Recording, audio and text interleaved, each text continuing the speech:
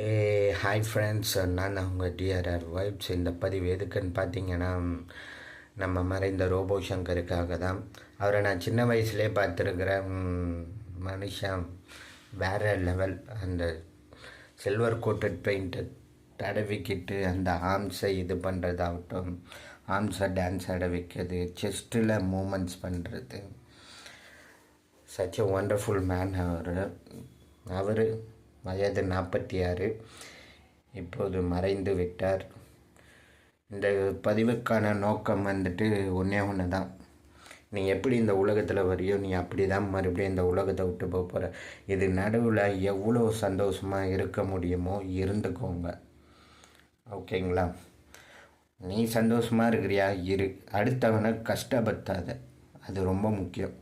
அடுத்தவனை கஷ்டப்படுத்தி சந்தோஷப்படுறவன்லாம் வந்துட்டு ஷிட்டு தான் கண்டிப்பாக. ஸோ இதை தான் நான் சொல்லணும்னு விருப்பப்பட்டது. இது எனக்கு எங்கள் அப்பா சொன்னது.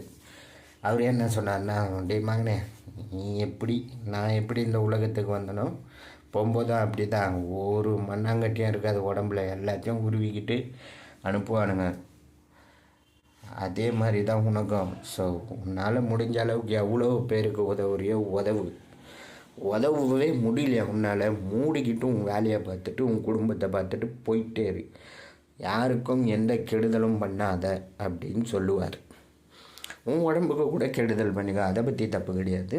ஆனால் யாருக்கும் எந்த கெடுதலும் பண்ணாதன்ட்டு எங்கள் அப்பா சொல்லியிருக்கிறார். ஸோ நான் சொல்ல வர பாயிண்ட் இதுதான். இருக்கிறவங்க கொடுங்க, உங்கள் ஃப்யூச்சர் ஜென்ரேஷனுக்கு சேர்த்து வச்சு அவங்கள இன்னமும் லேசி பீப்புளாக மாற்றாதீங்க.